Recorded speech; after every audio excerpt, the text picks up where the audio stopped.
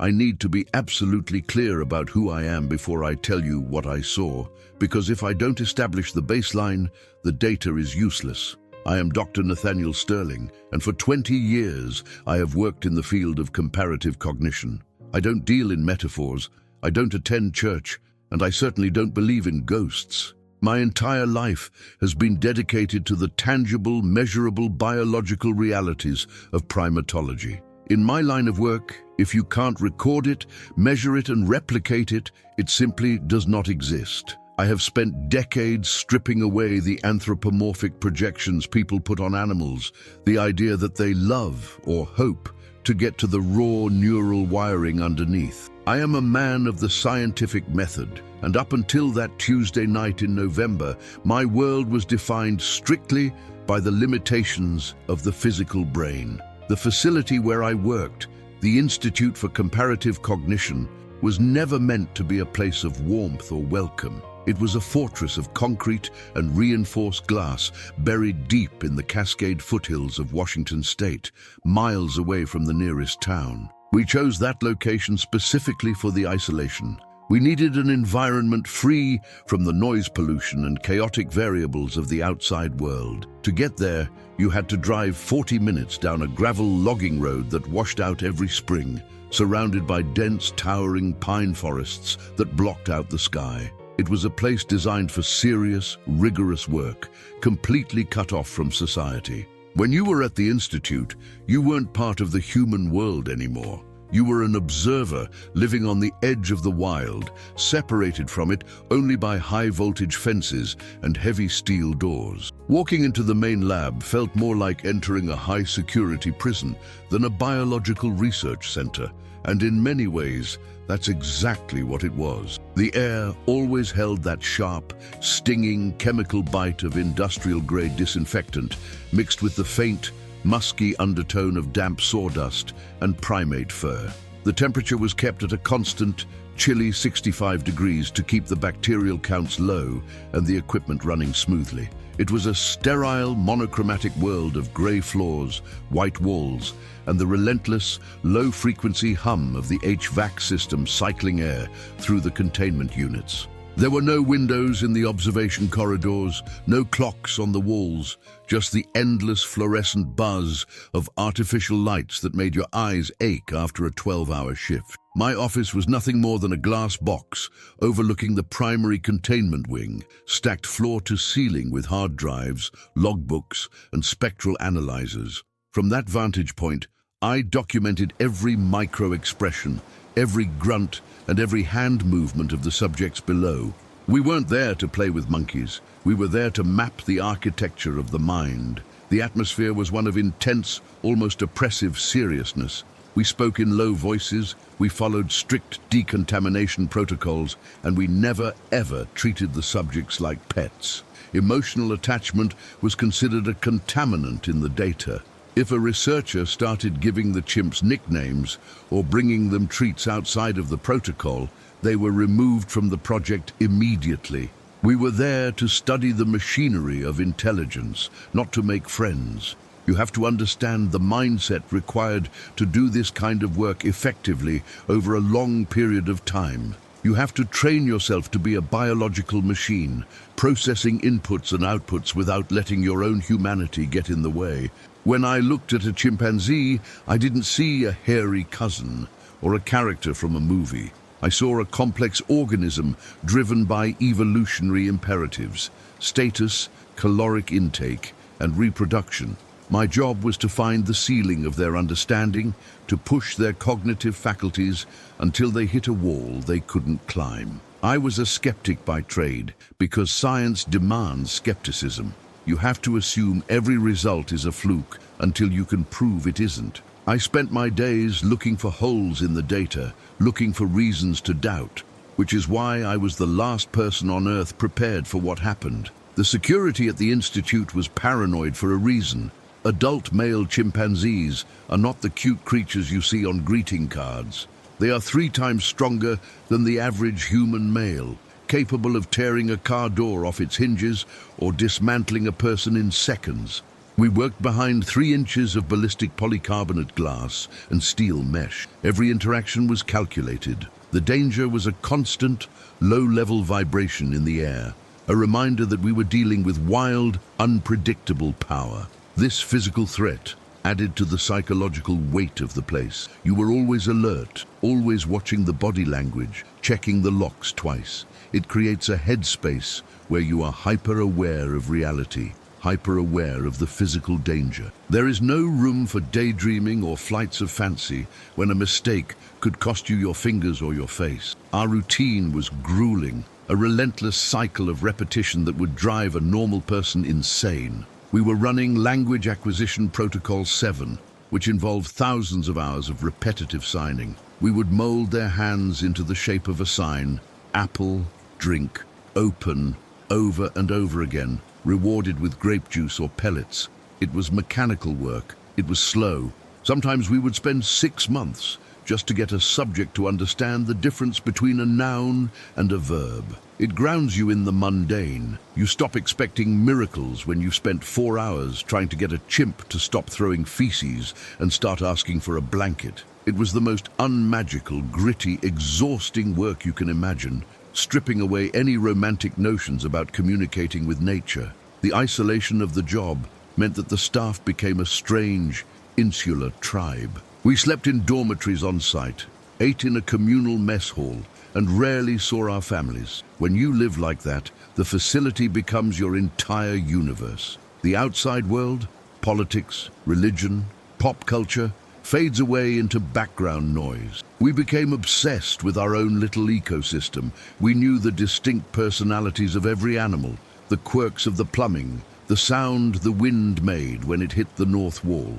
This is important because I need you to know that I wasn't distracted. I wasn't stressed about a mortgage or a relationship. My mind was entirely focused on the work. I was sharp, I was present, I was completely attuned to the reality of that building. The subject of our most intensive study was a male we called Barnaby. Though in the official logs he was just subject 809, we were pushing him harder than the others, trying to bridge the gap between simple association and actual abstract thought. We wanted to know if he could understand concepts that didn't have a physical object attached to them. Could he understand yesterday? Could he understand sorry? Could he understand make? We were treading on the edge of what science believed was possible, but we were doing it with rigid, secular controls. We had a strict no cultural contamination rule, no books, no pictures of humans doing human things, and absolutely no religious iconography or gestures. We wanted a clean slate, a raw mind. So, when I tell you about that night, I need you to picture me standing in that cold, grey observation room, a clipboard in my hand, tired and cynical. I was a man who believed that the brain was just a computer made of meat, that consciousness was just a chemical accident, and that when the lights went out, they stayed out. I had spent 20 years building a worldview that had no room for the unexplainable. I was safe in my box of facts and figures. I didn't know that the storm brewing outside was about to tear the roof off that box. I didn't know that the silence I was about to walk into would be louder than any data point I had ever recorded. I was ready for another night of science. I wasn't ready for a revelation. Subject 809, the chimpanzee we eventually broke protocol to name Barnaby, was an anomaly from the moment he arrived at our facility. In primatology, you learn quickly that chimpanzees are generally chaotic, reactive, and socially aggressive creatures driven by immediate impulses. They scream, they posture, they throw debris, and their attention spans are often frustratingly short when food isn't directly involved. But Barnaby was different. He possessed a stillness that was almost unnerving for a wild animal, a gravitational pull that demanded you pay attention to him. He was a 12-year-old male in his prime, with massive shoulders and the kind of raw physical power that could snap a steel bolt, yet he moved with the delicate precision of a surgeon. He didn't crash around his enclosure like the others. He paced with intent, his knuckles barely making a sound on the concrete, like a man thinking deeply while walking in a garden.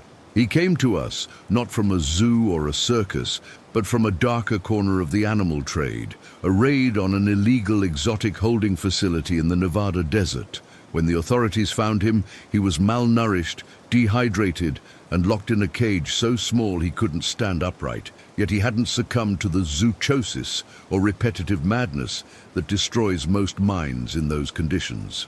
He had survived something horrific, and instead of breaking him, it seemed to have stripped away the trivialities of his species, leaving behind a hardened, focused core of intelligence. We didn't have to rehabilitate his mind so much as we had to earn access to it. He didn't trust us initially, but he didn't attack either.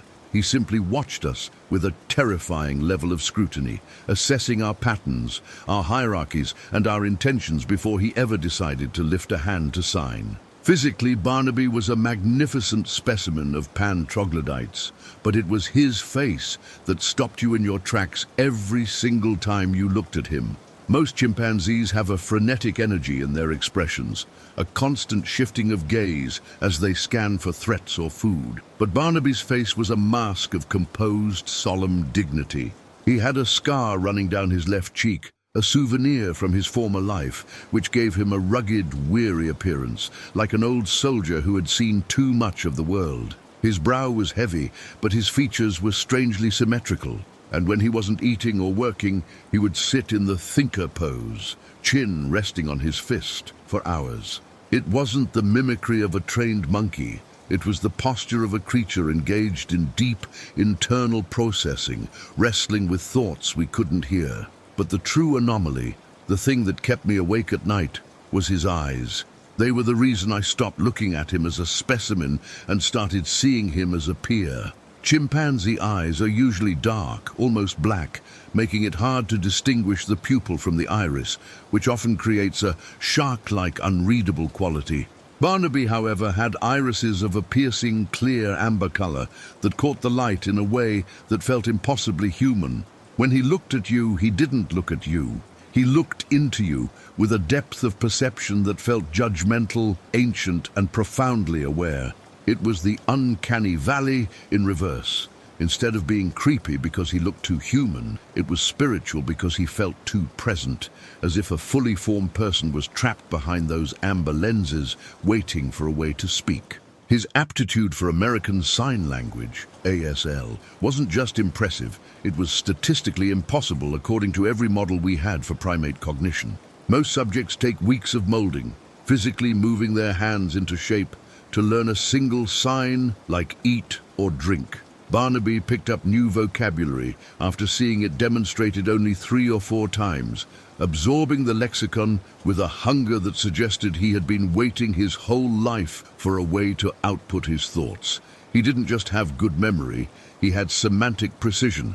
If he wanted an apple, he didn't just sign food, he signed apple, red and hard. He distinguished between water, for drinking, and rain, for weather, a nuance that usually escapes great apes who view all liquids as the same resource. What truly separated Barnaby from every other subject in the history of the Institute was his ability to combine signs to create new, unprompted descriptions for things he didn't have words for. This is the holy grail of animal linguistics, proof of generative grammar, the spark of true language rather than just rote memorization. When he first saw a swan in a picture book, he didn't know the sign for swan, so he signed waterbird white. When he tasted a lemon for the first time, he signed cry fruit, describing the physical reaction of his face puckering. This wasn't a parlor trick. This was evidence of a mind that could deconstruct the world into properties and reconstruct it into language. He wasn't just pressing buttons for a pellet. He was describing his subjective reality to us. Working with him in the isolation chamber was an experience that oscillated between exhilarating and deeply unsettling because you constantly forgot you were separated by a species barrier. There were moments during our sessions where the rhythm of communication became so fluid that I would find myself nodding and smiling as if I were talking to a graduate student. He had a sense of humor. He would sign dirty and point to my shoes if I stepped in mud, and then make a panting sound that was the chimp equivalent of laughter. But he also had moods of profound melancholy. On days when the sky was grey, he would sign quiet and refuse to engage in the rapid-fire testing, preferring to sign slowly about the things he saw through the skylight, showing a temperament that was introspective and moody. We pushed him harder than any other animal because we knew he was the one in a billion who could actually handle the abstract concepts we were desperate to test. We moved beyond nouns and verbs into prepositions and feelings, introducing signs for sad, happy, bored, and wait. He grasped them with frightening speed. When a researcher accidentally dropped a heavy crate and hurt his foot, Barnaby watched through the glass and signed hurt and then sorry. He understood empathy. He understood that another being could feel pain and that this was a negative state.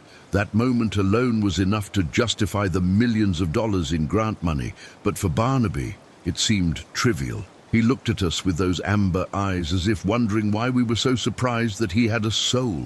There was a specific quality to his silence that I have never encountered in another living thing, a kind of vibrant, heavy stillness that filled the room. Most animals are only silent when they are hiding or sleeping, but Barnaby would sit in the center of his enclosure, cross-legged, eyes closed, just breathing in a steady, rhythmic pattern. It wasn't the nap of a tired animal. It looked like meditation. My colleagues joked that he was a hairy Buddha, but I found it scientifically fascinating. What was he doing? Was he replaying memories? Was he imagining the future? We have no evidence that animals can simulate future scenarios. Yet watching him, I was convinced he was traveling somewhere in his mind, visiting places that the concrete walls couldn't keep him from. By the time the winter storms began to roll in that November, Barnaby had become more than a subject. He was the center of our universe, the heavy mass around which all our careers orbited. We thought we were the teachers, the benevolent gods of science, bestowing the gift of language upon a lesser creature. We were arrogant. We thought we were filling a vessel that was empty, pouring knowledge into a blank void. We didn't realize that the vessel was already full, filled with a silent, observant wisdom that had been growing in the dark for years. We thought we were teaching him to speak to us, but looking back, I think he was just learning our language so he could finally tell us what he had been hearing in the silence all along. To understand the impossibility of what happened, you have to understand the obsession we had with what we called the tabula rasa protocol. In the world of cognitive science, the biggest criticism of ape language studies is the clever Hans effect, the idea that animals are just mirroring the subconscious cues of their handlers. To eliminate this, we didn't just teach Barnaby sign language, we constructed a hermetically sealed cultural vacuum around him. The goal was to prove that if Barnaby generated a complex, abstract thought, it had to originate entirely from his own neural architecture, not from cultural osmosis. We weren't just raising a chimp, we were curating a mind. We needed to know that if he signed love or hope, it was because he felt it, not because he saw it on a TV screen or heard a researcher talking about their weekend. The physical environment was the first layer of this quarantine. Barnaby had absolutely no access to the outside world's media, no television, no radio, no music, and certainly no internet. The books and images we showed him were aggressively censored and sanitized by a review board before they ever entered the enclosure. We scrubbed everything. If a picture book showed a skyline, we airbrushed out the church steeples. If a video clip showed humans interacting, we ensured there were no gestures of prayer, worship, or ritual. He saw humans eating, walking, and building, but he never saw humans believing. To Barnaby, the concept of religion or spirituality didn't exist because we had surgically removed it from his reality.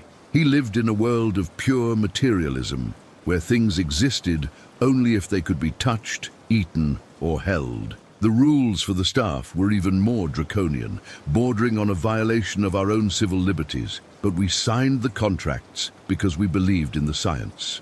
Every researcher, technician, and janitor who entered Sector 4 had to undergo a cultural decontamination process. We wore neutral, scrub-like uniforms with no logos, no slogans, and absolutely no personal expression. Jewelry was strictly prohibited. No wedding rings, no political pins, and most importantly, no religious symbol. If you wore a cross, a Star of David, a crescent moon, or even a peace sign, you were barred from entry. We had to be blank canvases, biological robots that delivered food and language without carrying the baggage of human history or ideology into the lab. Language itself was policed with a level of scrutiny that would make a linguist sweat. We had an approved lexicon, a list of words we were allowed to use and teach. This list was functional and descriptive: apple, run, green, pain, give.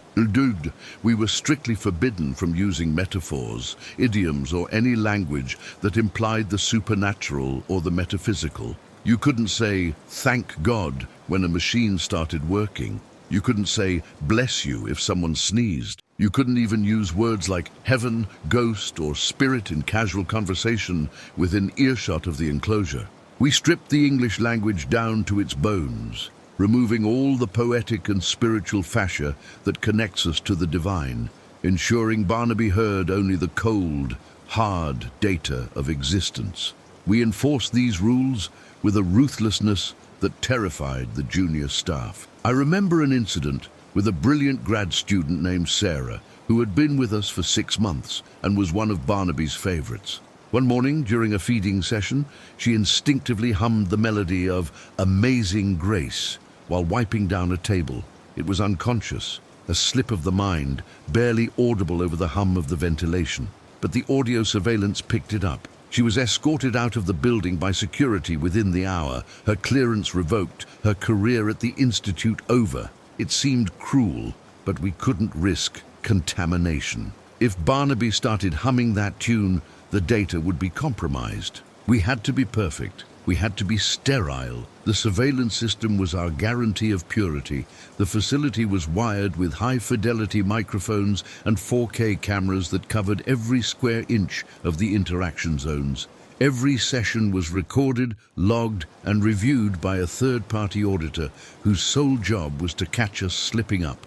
We knew we were being watched, and it created a culture of hypervigilance. We monitored each other, policing our own speech and body language. If a researcher pointed upwards, they had to document why. Were they pointing at a light fixture, a vent? We couldn't leave room for Barnaby to misinterpret a gesture as pointing to the heavens.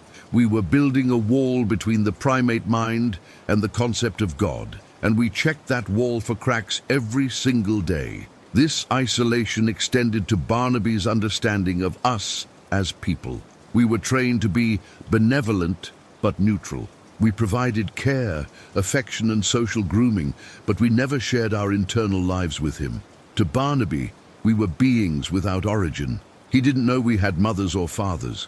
He didn't know we died. We never discussed death in his presence. And if an animal in the facility passed away, it was removed secretly at night. We wanted to see if he could develop a concept of mortality on his own, without us modeling grief or funeral rites. We were trying to see if existential dread was a biological constant or a learned behavior. By removing all external inputs about the afterlife or the soul, we ensured that his mind was a closed loop. Because of this tabula rasa approach, Barnaby's world was incredibly literal. He knew that rain made the grass wet. He knew that the key opened the door, and he knew that the red button dispensed juice. There was no magic in his life, only cause and effect. He had no reason to believe in invisible forces. If he couldn't see it, touch it, or sign it, it didn't exist. This is why the event I'm about to describe is so scientifically shattering. You have to understand that there was no residue of religion in that lab. There were no old Bibles left in a drawer, no late-night radio preachers broadcasting through the walls. The sterilization was absolute. We had created a perfect atheistic environment. I need to emphasize the why of this, so you don't think we were just being sadistic. We were chasing the origin of belief. Evolutionary psychology suggests that religion is a byproduct of human social evolution, a story we tell ourselves to bind groups together. If that theory is true, then a chimpanzee raised in isolation from human culture should never, ever invent a god. He should be a pure pragmatist. He should care about bananas, warmth, and sex. He shouldn't care about the creator. By stripping away everything, we were setting the stage for the ultimate control group. If Barnaby remained a materialist, science was right. If he didn't, well, we weren't prepared for the alternative. So when I tell you that Barnaby signed what he signed, I am telling you this with the authority of a man who knows for a fact that he did not learn it from us. I have the logs, I have the audio tapes, I have the firing records of anyone who dared to whisper a prayer. There is no logical earthly way for that animal to have known the concepts he expressed. I built the cage of ignorance myself. I locked the door. I held the key. And somehow, something got in there with him anyway. Something that didn't need a security clearance, didn't care about our protocols, and certainly didn't need to be taught sign language to be understood. The blank slate was never blank. We just didn't know how to read the writing that was already there. It was a Tuesday in late November when the weather turned. A season when the Pacific Northwest stops being a forest and starts feeling like an ocean floor. The forecast had warned us of a cyclonic system moving in off the coast. A bomb cyclone, they called it. But out there in the timberlands, weather reports are just suggestions. By midnight, the rain wasn't falling. It was being driven horizontally against the concrete walls of the Institute like buckshot. I was the senior researcher on the graveyard shift, accompanied only by a skeleton crew of security and maintenance staff. The facility, usually a fortress of silence, began to groan under the pressure. You could hear the massive Douglas firs outside creaking and snapping, the wind howling through the valley with a sound that mimicked a freight train. It was the kind of night that reminds you how fragile our little boxes of science actually are when the planet decides to get angry. At 02:15 a.m., the grid finally gave up the ghost. I was in my office reviewing telemetry data when the main overhead fluorescence flickered once, buzzed violently, and then died completely. For 3 heartbeat-long seconds, the entire facility was plunged into absolute suffocating darkness. The hum of the HVAC system, the whine of the computer fans, the electronic locks, everything cut out instantly. The silence of the technology was jarring, immediately filled by the roar of the storm outside, which suddenly sounded 10 times louder without the white noise of the lab to buffer it. In that darkness, the building didn't feel like a research center anymore. It felt like a tomb. I sat there, gripping the edge of my desk, waiting for the backup systems to engage, feeling the primitive reptilian part of my brain spike with adrenaline. Then with a mechanical thunk, the diesel generators in the basement kicked over. The darkness was replaced not by the clean white light of the lab, but by the dim, sickly amber glow of the emergency floods. These lights were spaced far apart in the corridors, designed only for evacuation, leaving vast pools of shadow between them. The familiar, sterile hallways were instantly transformed into a distorted funhouse. Shadows stretched and warped along the walls, and the high-tech equipment looked like sleeping beasts in the gloom. The air circulation system restarted on low power, emitting a low, rhythmic wheeze that sounded too much like labored breathing. The atmosphere had shifted from clinical to subterranean. I wasn't a scientist in a lab anymore. I was a man trapped in a bunker while the world ended outside. That was when the screaming started. You have to understand that the Institute housed over 200 primates, macaques, baboons, and chimps, distributed across different wings. Primates are notoriously terrified of storms. The drop in barometric pressure and the thunder triggers a panic response that is contagious. The moment the thunder shook the foundations, a cacophony of terror erupted from the lower wings. It began as a few isolated hoots and quickly escalated into a deafening wall of noise. The rhesus macaques were the loudest, their high-pitched screeches echoing off the tile floors, a sound of pure, unadulterated distress. They were slamming their bodies against the wire mesh of their enclosures, rattling the steel doors, creating a metallic clamor that vibrated through the floorboards and up into my boots. I grabbed my heavy-duty maglite and stepped out into the corridor, the beam cutting through the amber haze. The smell hit me instantly, the sharp, acrid scent of ammonia and fear sweat. Animals released distinct pheromones when they panic, and the ventilation system was spreading that chemical signal of terror throughout the building. It was a visceral, biological alert that made the hair on the back of my neck stand up. I needed to do a wellness check. Protocol dictated that during a power failure, the senior biologist must visually inspect the containment units to ensure the electronic locks hadn't disengaged. But walking down that hallway felt like descending into madness. The screaming was so loud, it was disorienting, a chaotic chorus of hundreds of voices begging for safety. As I walked past the observation windows of the B-wing, I saw the silhouettes of the baboons thrashing in the dim light. They were huddled together in tight piles, baring their teeth at the thunder, eyes reflecting the red glow of the emergency exits. Lightning flashed through the high, clear-story windows, illuminating the corridor in harsh, strobe-like bursts of blue-white light, followed immediately by thunder that felt like a physical blow to the chest. The contrast between the red emergency lights and the blue lightning flashes created a nightmarish visual effect. I felt incredibly small. All our protocols, all our data, all our control meant nothing against the raw power of the storm and the primal instincts it had awakened in these animals. We were just mammals in the dark, scared of the noise. I checked in with security over the radio, but the static was so bad I could barely hear the response. Sector, check, secure was all I got. I was effectively alone. The isolation of the facility, which usually felt like a luxury, now felt like a liability. If something went wrong, if an animal got loose, if the generator failed, there was no help coming. The roads would be washed out, the phone lines likely down. I tightened my grip on the flashlight. My primary concern was Sector 4, the high-security wing where we kept the larger apes, including Barnaby. Chimpanzees are dangerous enough when they're calm. A panicked chimp in the dark is a lethal weapon. If the storm had agitated Barnaby as much as it had the macaques, I was walking into a volatile situation. The walk to Sector 4 felt interminable. The corridor seemed to stretch out, the shadows playing tricks on my peripheral vision. The noise from the other wings was muffled here by the heavy soundproofing, but that almost made it worse.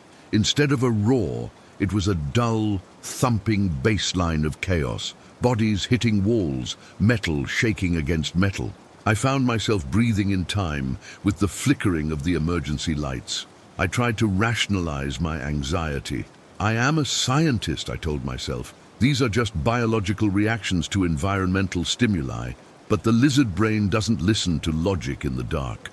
I felt a profound sense of vulnerability, a feeling that the clinical separation between observer and subject had dissolved. We were all just trapped in the same cage tonight. I reached the heavy steel blast door of Sector 4 and swiped my keycard. The reader flashed red, power failure, so I had to use the manual override key. The mechanism clanked loudly, metal grinding against metal, a harsh sound in the relative quiet of the hallway. I pushed the heavy door open and stepped into the airlock. The air in here was colder. The emergency lighting was even dimmer, casting long, skeletal shadows across the floor.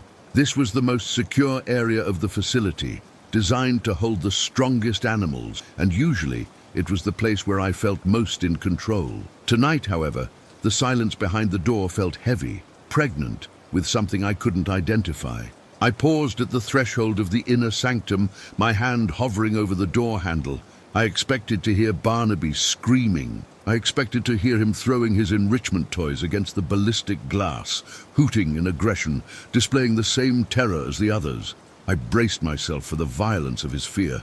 I steeled myself to see a wild animal losing its mind. I took a deep breath, smelling the ozone of the storm and the musk of the lab, and pushed the door open. I was ready for chaos. I was ready for noise. I was absolutely not ready for what I was about to find waiting for me in the gloom. I stepped through the heavy blast door of Sector 4 and let it seal behind me with a pneumatic hiss that cut off the distant screaming of the macaques as if a guillotine had dropped on the sound. I braced myself against the wall, flashlight raised like a weapon, my muscles coiled and ready to spring backward. I knew what to expect. I had read the literature on great ape responses to seismic and atmospheric trauma. I was prepared for the sight of a 200-pound chimpanzee hurling himself against the ballistic glass, shrieking in a high-frequency loop of terror, perhaps even self-mutilating in his panic. I had my tranquilizer dart pistol holstered at my hip, a last resort I prayed I wouldn't have to use. But logic dictated that the animal inside would be in a state of violent, uncontrollable psychosis. I took a breath, tasted the stale, recycled air, and waited for the impact of the noise. But there was no noise. The silence that met me in that corridor was absolute, a physical weight that pressed against my eardrums more painfully than the screaming had. It wasn't the empty silence of a vacant room. It was the heavy, charged silence of a cathedral or a tomb, a presence rather than an absence. The only sound was the rhythmic, mechanical whoosh of the emergency ventilation system, pushing air through the ducts, and the distant, muffled boom of thunder rolling over the facility like artillery fire. I stood frozen in the airlock, my brain struggling to reconcile the data. The rest of the building was a chaotic war zone of biological fear, yet here, in the heart of the facility, the air was still.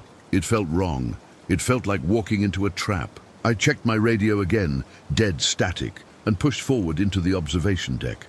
I moved toward the main viewing window, my boots squeaking softly on the linoleum, a sound that seemed aggressively loud in the hush. The observation deck was bathed in the red wash of the emergency strobes, pulsing slowly, like a dying heartbeat. I kept my flashlight beam low, sweeping the floor, afraid that if I flashed it directly into the enclosure, I might trigger a charge. My heart was hammering against my ribs, a stark contrast to the stillness around me. "Barnaby," I whispered, the name slipping out before I could stop it. My voice cracked. There was no answering hoot, no banging on the glass. The thought occurred to me that he might be dead, that the stress had stopped his heart, or that he had injured himself in the initial panic and was now lying unconscious in the dark. I reached the glass and raised the beam of my maglite, cutting through the gloom of the enclosure.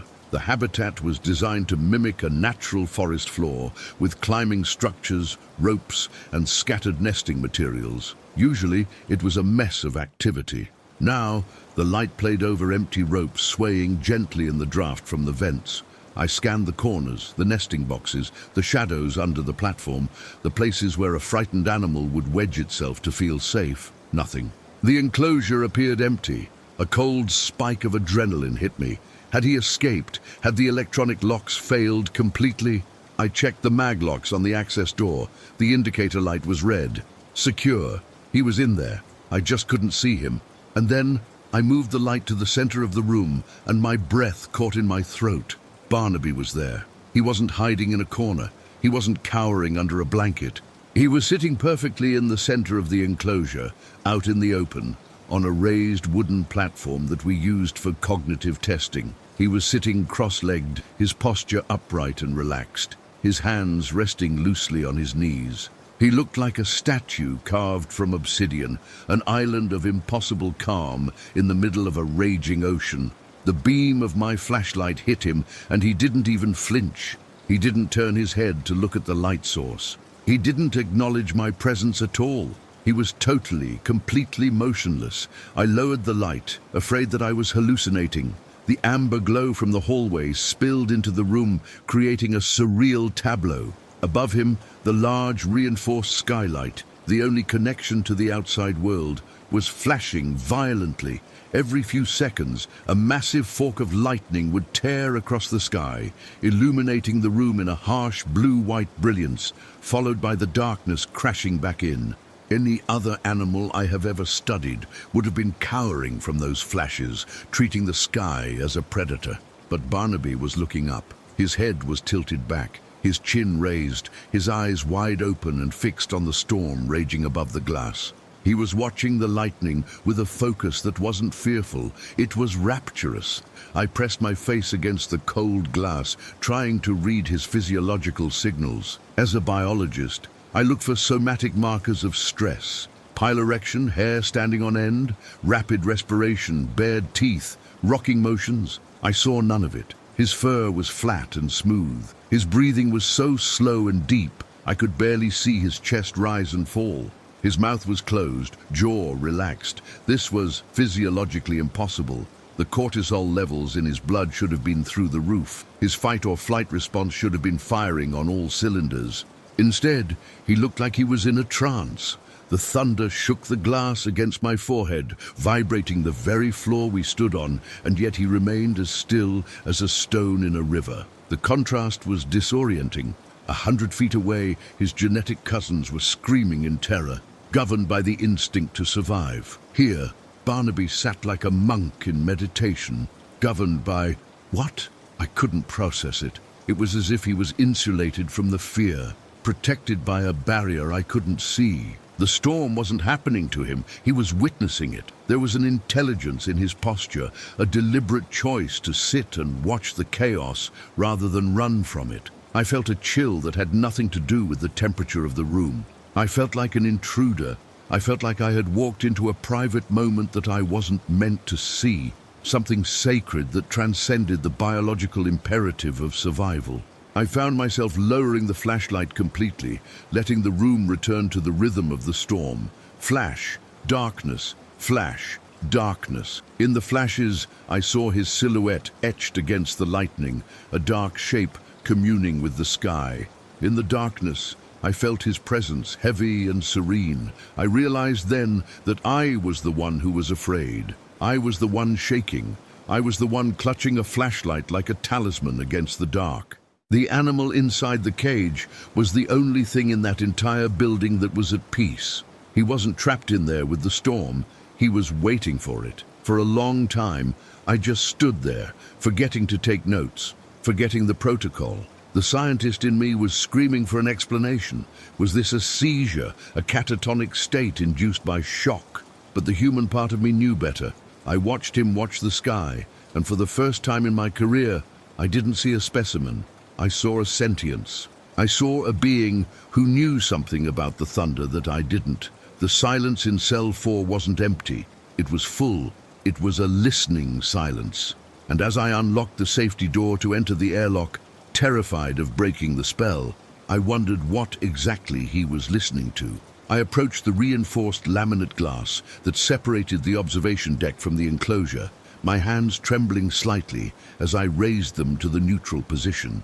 In any other situation, initiating a dialogue with a chimpanzee requires a calm, cheerful demeanor to establish dominance and safety, but the atmosphere in the room made my professional mask feel thin and brittle. I tapped the glass once with my knuckle, a sharp, distinct sound meant to break his trance, and waited for him to acknowledge me. Barnaby slowly turned his head, not with the snap of a startled animal, but with a languid, deliberate grace that suggested he was merely shifting his attention, not his focus. His amber eyes locked onto mine, and for a second the lightning flashed above us, turning his pupils into pinpricks and casting his face in a stark, spectral relief. I took a breath and signed the first diagnostic query of the protocol. Barnaby, you, fear? I expected a frantic, affirmative response. In past storms, subjects have signed hurt, loud or bad, repeatedly, begging for the chaos to stop.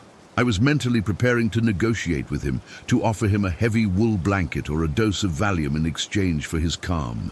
Instead, Barnaby shifted his weight on the platform and raised his large, leathery hands. His movements were precise, lacking the frantic, jittery quality of a stressed primate. He signed a single, definitive word. No. I paused, my hands hovering in the air. The sign was crisp, executed with perfect motor control. I frowned, assuming he had misunderstood the question in the noise of the thunder. I repeated it, emphasizing the facial expression for fear, eyes wide, teeth clenched, to ensure he grasped the context. Loud, boom, you, fear.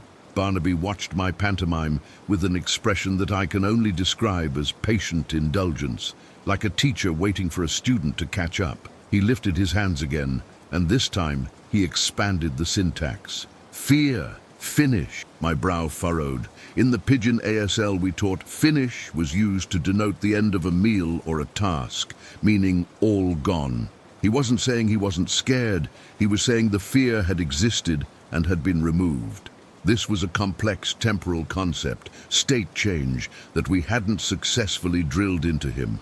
I shook my head, convinced I was projecting meaning onto gibberish. No, I signed back, correcting him. Storm, loud, bad. I was trying to force him back into the logical box of stimulus and response. The storm is bad, therefore you are afraid. He ignored my correction entirely. He looked past me, toward the flickering lights of the hallway, and then back to the center of the room. He signed, friend. I froze. The sign for friend, hooking the index fingers together, was reserved strictly for the handlers he trusted. Me, Sarah, and a few others. I assumed he was identifying me. I nodded, relieved to find a tether to reality. Yes, Nate, friend, Nate here. I pointed to myself to reinforce the subject-object relationship. But Barnaby shook his head, a human gesture of negation he had picked up from us. He pointed away from me, toward the empty air in the corner of the enclosure, a spot where the shadows were deep and pooling. He signed it again, with emphasis. Friend, big, here. A cold prickle of sweat broke out along my hairline. The corner he was pointing to was completely empty. It was a blank concrete wall. I squinted, wondering if a rat had scurried in, or if a shadow from the ventilation fan was creating a pareidolia effect, a trick of the eye making him see a shape. Who? I signed, demanding specifics. Who? There. I was testing his visual recognition. If he signed man or keeper, I would know he was hallucinating a person. Barnaby didn't sign man. He brought his hands up and signed light. Then he signed peace. My stomach turned over.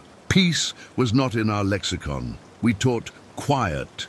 We taught calm. We never taught peace. That is an abstract philosophical state. To see those thick, dark fingers articulate a concept so delicate was jarring. I tried to rationalize it immediately.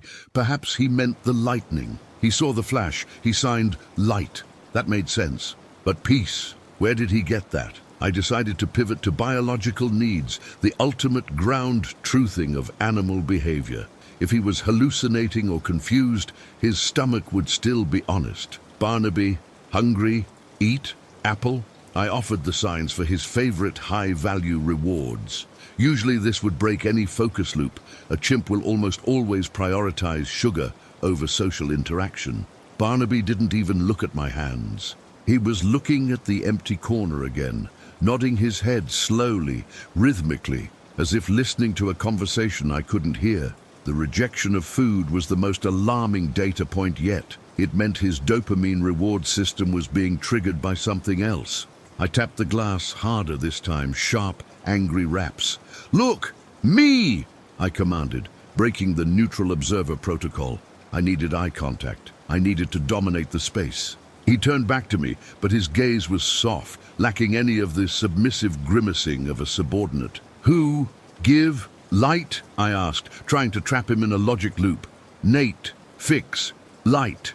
I pointed to the emergency strobes. I wanted him to acknowledge that I was the provider. I was the controller of his environment. Barnaby looked at the strobe, then at me, with a look of profound pity. He signed, "Not you." Then he pointed up, not at the ceiling, but through it. Him. Give. My scientific mind was racing, firing off explanations like a dying engine. Maybe he had heard a maintenance worker on the roof. Maybe the low-frequency vibrations of the thunder were affecting his temporal lobe, causing a sensed presence effect. A known neurological phenomenon. I was desperate to categorize this. "Who?" I signed again, my movements jerky and frustrated. "Show. Me." I wanted him to pick up a toy, a blanket, something physical to anchor this friend.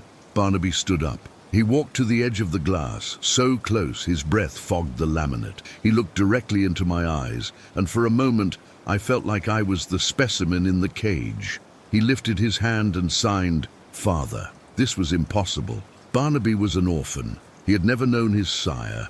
We use the sign father only in genealogical contexts when discussing family trees of other chimps in picture books, and even then he had never applied it to a living being. To him, father was a category of data, not a relationship, yet he used it now with an intimacy that was unmistakable. Father, hold, Barnaby. He wrapped his own arms around himself, mimicking a hug, a gesture of comfort. Warm, good. He was describing a tactile sensation. He was claiming to be held. I stepped back from the glass, my clipboard clattering to the floor. The dialogue had completely jumped the tracks of reality. I was asking about fear and food. He was answering about light and fatherhood. The gap between my questions and his answers was where the terror lay. It wasn't that he was speaking nonsense. It was that his nonsense had a terrifying internal logic. He wasn't confused. He was reporting on a reality that intersected with mine, but contained variables I couldn't measure. I looked at the empty corner he had pointed to.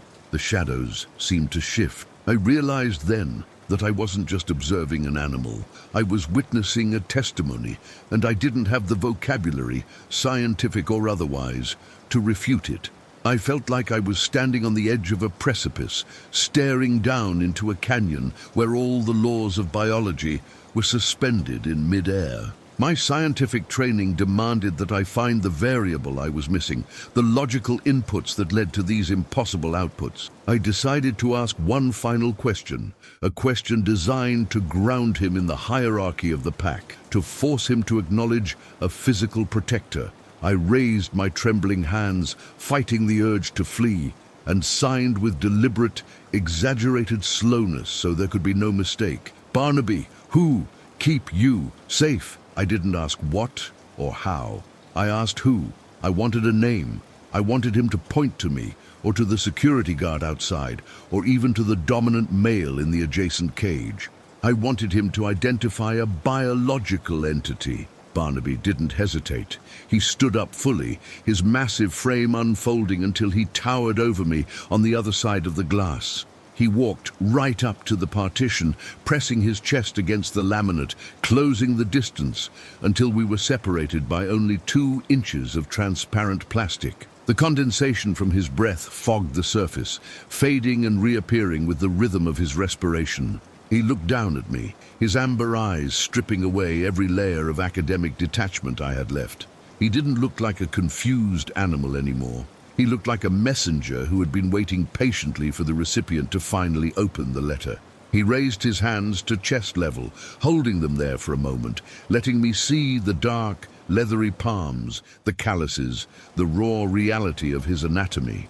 Then he began the movement. It was slow, ritualistic, and agonizingly precise. He extended the middle finger of his right hand, keeping the others curled loosely in a fist. He brought that finger down and touched the exact center of his left palm. He pressed it there, holding the contact for a second, a deliberate, focused point of pressure. Then he reversed the motion. He extended the middle finger of his left hand and brought it down to touch the center of his right palm. It wasn't a random grooming gesture. It wasn't a scratch. It was a sign. A specific, complex, culturally loaded sign that belongs to a vocabulary we had strictly, fanatically forbidden from entering this facility. My brain simply refused to process it. I stood there, mouth slightly open, watching the after-image of the gesture burn itself into my retinas. In American Sign Language, that gesture is unique. It is iconic. It references the nails driven into the hands of Christ during the crucifixion. It is the sign for Jesus. A chimpanzee cannot invent this sign. A chimpanzee doesn't know what a cross is. He doesn't know what a nail is. He doesn't know anatomy well enough to reference a specific injury to the metacarpals as a symbol of identity. To Barnaby, a palm is for climbing or holding fruit. It is not a theological canvas, yet he had executed the sign with the fluency of a lifelong believer, with a reverence that made the movement look like a prayer. "No," I whispered, the sound escaping my throat as a strangled rasp. "No, you don't know that. You can't know that." I was pleading with the universe to make sense. I looked around the room, scanning the shadows for a hidden projector, a prankster, anything that could explain this violation of reality. But there was only the storm outside and the silence inside. The blank slate protocol had been absolute. We had scrubbed his world of every cross, every church, every mention of the divine. He had never seen a crucifix. He had never heard the gospel. So where did he get the imagery of the wounds? How did he know that the identity of the friend was defined by the scars in his hands? The impossibility of it hit me like a physical blow to the stomach, knocking the wind out of me.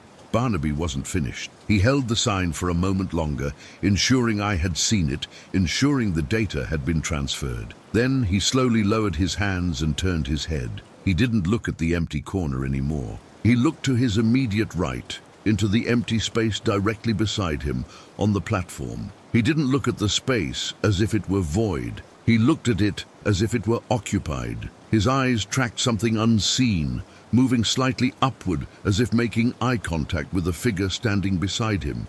He reached out his hand, palm up, fingers slightly curled, in the universal gesture of holding someone's hand. He stood there gripping the empty air, his fingers curled around nothing, yet his muscles were taut, as if he were holding something solid. Then he pointed. He released the invisible hand and pointed a long, dark finger directly at the space next to him. And then he swept the finger to point at the space next to me, on my side of the glass. He signed, "Here." Then he signed, "Always." The implication shattered me. He wasn't remembering a person who had left. He was introducing me to someone who was present. He was telling me that the entity, the one with the wounded hands, was in the cage with him and simultaneously standing in the corridor with me. The barrier of the glass meant nothing to the friend. The lock on the door meant nothing. The security protocols were a joke. We had built a fortress to keep the world out, but we had locked ourselves in with something that could walk through walls. I felt a sudden change in the air pressure of the room. It wasn't the storm. The hair on my arms stood up, not from fear, but from a sudden, overwhelming electrical charge that seemed to hum in my very bones. It was a sensation of immense weight, as if gravity had doubled, but it wasn't crushing. It was grounding. I fell to my knees. I didn't decide to kneel. My legs simply gave out under the weight of the realization. The intellectual arrogance I had worn like armor for 20 years disintegrated instantly. I was a man who demanded evidence, and now I was staring at the most inexplicable evidence in the history of science, delivered by a creature that shouldn't have been able to comprehend it. I looked up at Barnaby from the floor. He didn't look down on me with judgment. He looked at me with a profound, gentle sadness, the way you look at someone who is blind and doesn't know it. He signed one last message, combining the signs he had shown me. He signed Jesus again, touching the palms. Then he signed hold, and then he pointed at me. Jesus, hold, you. He wasn't just answering my question about who protected him. He was telling me who was protecting me. He was evangelizing. A chimpanzee in the middle of a sensory deprivation experiment was telling a human scientist that he was loved by the Creator. I couldn't breathe. I couldn't think. The tears came without warning, hot and stinging, blurring my vision of the ape and the red emergency lights. I sat there on the cold linoleum of the observation deck, weeping uncontrollably in the dark. I wasn't crying because I was sad. I was crying because I was terrified, and I was crying because I was relieved. The universe was suddenly so much larger, so much stranger, and so much less lonely than I had ever dared to believe. Barnaby just watched me, his hand still resting on the shoulder of the invisible figure beside him, waiting for me to stop shaking, waiting for me to understand that the experiment was over and the truth had been there all along. The power came back on at 4:30 a.m., announcing itself with the jarring, mechanical clatter of the main breakers resetting. The warm, amber glow of the emergency floods was instantly replaced by the harsh, clinical buzz of the fluorescent overheads, flooding the room with a white light that felt aggressive and exposing. In an instant, the atmosphere of the cathedral vanished, replaced by the sterile reality of the laboratory. Barnaby blinked, rubbed his eyes, and yawned, shifting his posture from the regal, prophetic statue he had been moments ago back into a tired animal ready for sleep. He grabbed an old burlap sack from the floor, curled up on his platform, and turned his back to me. The storm outside had reduced to a drizzle, and the silence that had felt so heavy and pregnant was now just silence. Just the hum of the fridge and the dripping of the eaves.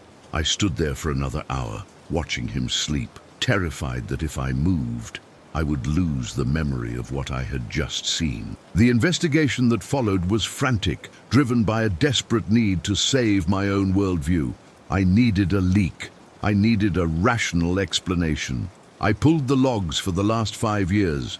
I interviewed every intern, every security guard, and every maintenance worker who had ever set foot in Sector 4. I was looking for the contaminant, the person who had secretly taught Barnaby the gospel. I eventually found a potential source, a night shift janitor named Mr.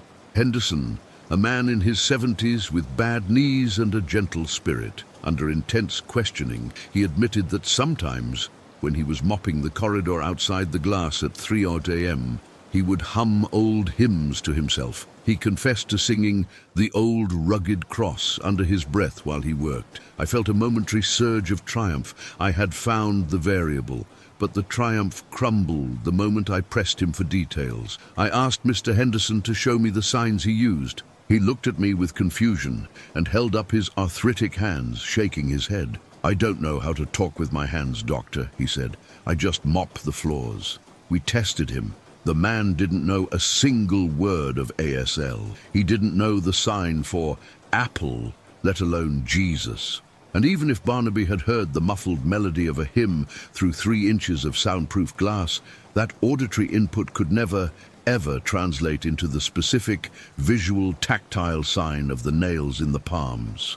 You cannot derive the anatomy of the crucifixion from a hummed tune. The data didn't fit. The leak explained the mood, perhaps, but it didn't explain the vocabulary. The impossibility remained intact. We shut down the project 6 months later. The official reason listed in the grant report was inconclusive results regarding abstract concept formation. We couldn't publish the truth. You can't submit a paper to a peer-reviewed scientific journal claiming that a chimpanzee independently discovered the Son of God. It would have been career suicide for everyone involved. We scrubbed the tapes of that night, burying them in a deep digital archive that only I have the password for. Barnaby was transferred to a sanctuary in Florida, a beautiful place with open skies and grass, where he could live out his days away from the grey walls of our skepticism. The last time I saw him, he didn't sign Jesus. He just pressed his hand against the glass and signed light, then turned and walked into the trees. I continued my work in biology. I still studied charts. I still analyzed genetic markers, and I still believe in the scientific method. But the man who stares back at me in the mirror is not the same man who walked into the lab that night. Before the storm, I viewed the universe as a cold, mechanical clockwork, a system of collisions and chemical reactions with no driver behind the wheel.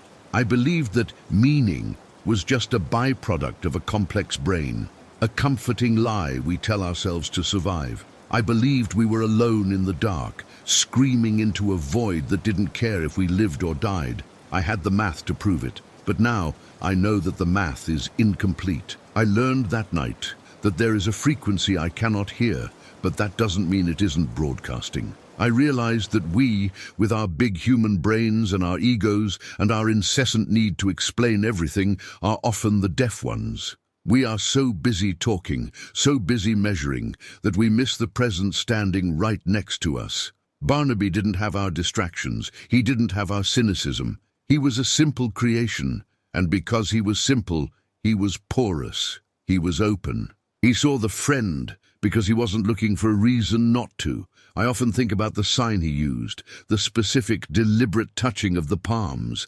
It haunts me. It is the ultimate subversion of survival of the fittest. Nature is about strength, about teeth and claws and dominance. But the sign of the nails, that is a sign of weakness, of sacrifice.